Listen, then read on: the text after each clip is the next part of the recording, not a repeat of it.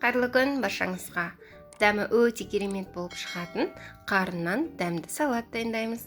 Ол үшін ең алдымен қарнымызды жуып, жақсылап осылай пісіріп аламыз. Піскен қарнымыз сәл салқындаған соң осылай ұзыншақ қылып тураймыз.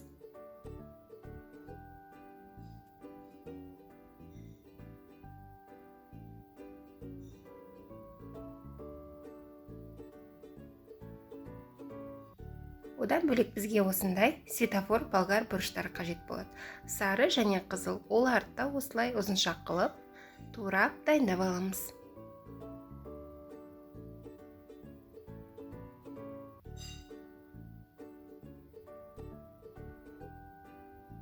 Және де осындай редискамызды жуып осылай 4 бөлікке бөліп турап аламыз.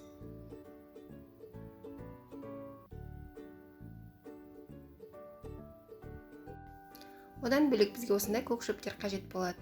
Аскөк пен кинза пайдаландым. Сіздер ұнатпасаңыздар, басқа да көк шөптерді пайдалансаңыздар болады. 2 тіс сарымсағымызды осылай турап аламыз. Және бізге осындай черри қызанақтары қажет болады. Ортасынан бір бөліп бәрін дайындап аламыз. Сарымсағымызға паприкамызды қосамыз және қара ұсақталған бұрыштан қосамыз. Және майымызды қыздырып, үстінен бірден құямыз.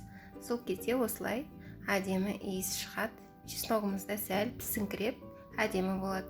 Бір шай қасық уксус қосып, жақсылап араластырамыз. Уксус менде рисовый, яғни күріш уксусы. Соусымызды салатымызға қосамыз. Соустың бәрін қостым мен. Және де дәмін көреміз. Тұзы аз болса, үстінен тұз қосасыздар. Мен қосқан жоқпын, себебі тұзы жеткілікті болды. Яғни қарынымды пісіргенде мен көбірек тұз қостым. Дайын болған салатымызды осындай салат жапырақтарын тарелкамызға әдемілеп салып, үстінен салдым. Сіздер өздеріңіздің фантазияларыңызға қарай әдемілеп дайындасаңыздар болады. Салат өте дәмді болып шықты, соусы да дәмі керемет. Осылай дайындап көруге кеңес беремін. Сіздер редиска ұнатпасаңыздар, орнына корей теркісінен сәбізді өткізіп пайдалансаңыздар болады. Менің арнамда бұдан да басқа әдемі дәмді салаттардың рецептері бар. Рецептерді жіберіп болмас үшін тіркеліп, қоңыраушаны басып қойыңыздар. Алда бұдан да басқа әдемі дәмді салаттардың рецептерімен бөлісетін боламын. Сау болыңыздар.